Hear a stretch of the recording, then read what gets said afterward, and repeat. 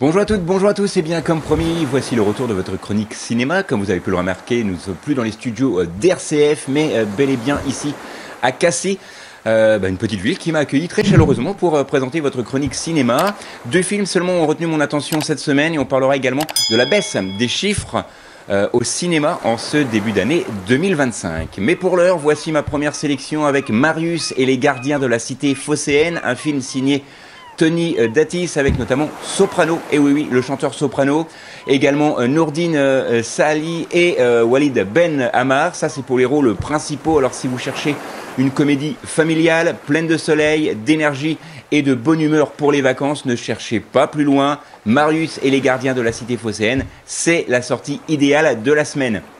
Comme je vous l'ai dit, ce film est signé Tony Datis. On y suit Marius, un guide touristique un peu grande gueule, interprété ici par Soprano lui-même, qui fait visiter Marseille à bord de son bus panoramique. Mais quand son engin tombe en panne, là, c'est la dégringolade jusqu'au moment où, trois enfants du quartier viennent le voir. Eux sont convaincus d'avoir découvert l'existence d'un trésor caché quelque part dans la ville. Commence alors pour eux une chasse au trésor à travers les ruelles, les calanques et les toits de Marseille. Alors avec son format court, c'est ça qui est intéressant, il fait 1h23, son rythme élevé et son humour accessible à tous. Eh bien ce film évoque un peu l'esprit des Goonies à la manière marseillaise, entre énigmes et rebondissements et entraide. Ce film est une belle déclaration d'amour à la cité phocéenne et surtout à ses habitants. Et les enfants sont tous issus des quartiers populaires.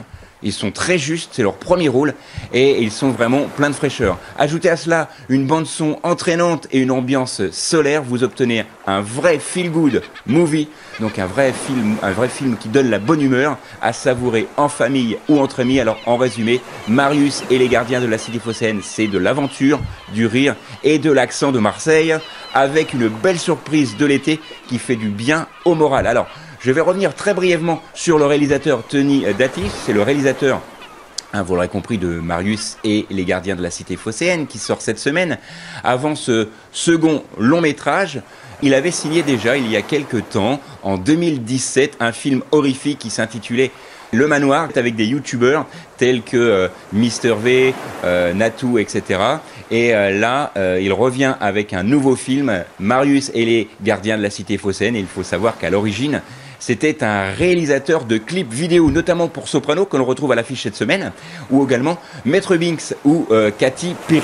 Donc voilà, c'est tout pour ce film, Marius et les gardiens de la cité phocéenne, qui sort cette semaine.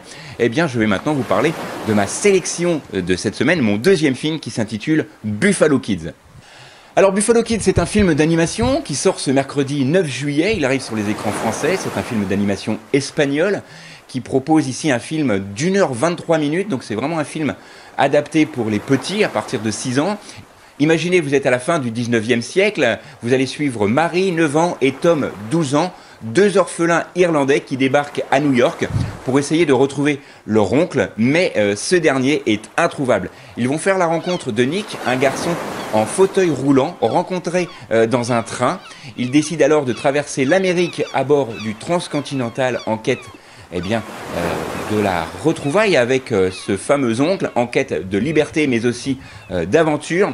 Alors Buffalo Kids, c'est un western animé, donc c'est pour ça que je disais que c'est un film d'animation pour les enfants dès 6 ans, plein d'action, plein de bonnes vibrations.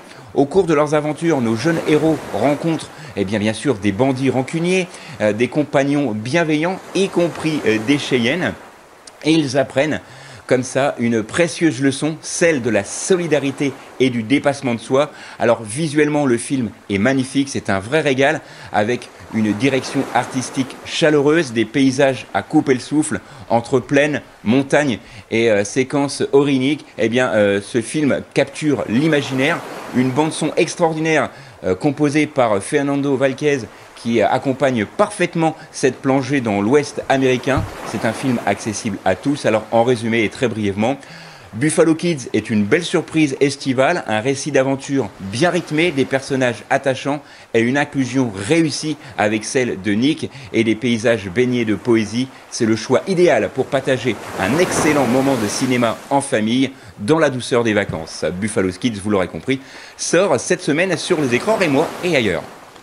Alors c'est vraiment mes deux seules sélections cette semaine, mais on va revenir quand même sur un chiffre peut-être alarmiste, celle de la fréquentation en chute libre des salles de cinéma, sauf en mai. On va comprendre et je vais vous expliquer tout cela. Alors depuis le début de l'année 2025, les salles de cinéma françaises traversent une période très compliquée. En 6 mois, la fréquentation s'élève à environ 75 millions d'entrées, soit une baisse de 12% par rapport à 2024. Si on compare avec les années hors Covid, bien évidemment, c'est même un des niveaux les plus bas depuis près de 30 ans. Alors, cette tendance s'est confirmée mois après mois. En avril, la fréquentation a plongé de 11,8 millions, un record de faiblesse pour ce mois depuis 1999. En juin, la baisse a encore été plus marquée avec 10,85 millions d'entrées seulement, soit moins 23% par rapport à l'année 2024. Alors, vous allez me demander qu'est-ce qui explique réellement cette crise du grand écran? Eh bien, tout d'abord, le manque de films fédérateurs. Aucun blockbuster en ce début d'année, aucun film n'a dépassé les 3 millions d'entrées, pas de grand succès mondial, pas de phénomène comme Barbie ou Top Gun. Et ensuite, bien sûr, il y a la concurrence du streaming, avec de plus en plus et surtout des plateformes de streaming, des spectateurs de 30 à 60 ans. Et quand il faut choisir entre un abonnement à 10 € où l'on peut voir ce que l'on veut et une place de cinéma, le calcul est vite fait. Et puis bien sûr, il y a la météo aussi. Les habitudes post-Covid, le prix des places, bref, une accumulation de facteurs qui présentent forcément un handicap pour les sorties en salle. Mais au milieu de ce tableau plutôt sombre, un mois sort du lot, celui du mois de mai 2025. Pourquoi ? Vous allez le comprendre. Avec 14,5 millions d'entrées, mai a marqué un petit rebond. Alors ce n'est pas un hasard. Tout d'abord parce que plusieurs comédies populaires comme Un petit truc en plus ont rencontré leur public. Ensuite, le mois de mai est riche en jours fériés, en week-end, prolongés bien évidemment, les week-ends prolongés, et ce qui favorise bien sûr les sorties en famille. Et surtout, il y avait moins de concurrence côté streaming, moins d'événements sportifs, et contrairement au mois de juin qui lui a vu débarquer l'Euro 2024 et plusieurs grosses sorties séries sur les plateformes de télé. Alors oui, le cinéma va mal en 2025, mais le public n'a pas disparu, il reste là, prêt à revenir, à condition que l'on lui propose des films un peu plus fédérateurs, des films qui valent le coup, qui valent le prix d'une place de cinéma, et surtout aussi voir un film dans de bonnes conditions. Et c'est peut-être là le vrai défi des mois à venir, réenchanter, réenclencher l'expérience en salle, car le cinéma n'est pas juste un écran, c'est une sortie, c'est une émotion collective, et c'est un lien culturel fort. À nous tous, exploitants, distributeurs, chroniqueurs, spectateurs, de le faire vivre. Et c'est ce qu'on va également faire, vous qui me regardez dans cette chronique cinéma, vous proposez des films, allez au cinéma, prenez des cartes d'abonnement, ce qui vous revient vraiment à pas grand-chose la place. Un abonnement solo, c'est même pas 20 € et vous pouvez voir un nombre de films illimité tous les jours à toutes les séances, sauf bien sûr les petits surplus IMAX où il faut rajouter un petit supplément, mais ça, ce n'est pas encore obligatoire. Comme le film F1 avec Brad Pitt que vous pouvez voir cette semaine, et ce film, bien évidemment, est disponible en salle classique, mais également en IMAX, donc tout est fait pour vous habituer et vous redonner l'habitude d'aller en salle, donc allez-y et vous allez voir que c'est totalement différent d'un film qu'on peut voir dans son canapé. Voilà, c'est tout pour cette semaine. Je vous rappelle brièvement les 2 films que j'ai sélectionnés pour vous cette semaine. Il y a eu Buffalo Kids, un formidable film d'animation. Et il y a eu ce premier film, Marius et les gardiens de la cité phocéenne, qu'il faut voir absolument. Moi, j'étais un petit peu réticent au début, mais j'ai vraiment passé un excellent moment aux côtés de Soprano en chauffeur de bus. Vous allez voir, c'est vraiment très drôle. Voilà, nous on se retrouve la semaine prochaine, même endroit, avec la plage juste derrière moi à Cassis, qui ont eu la gentillesse de m'accueillir cette semaine.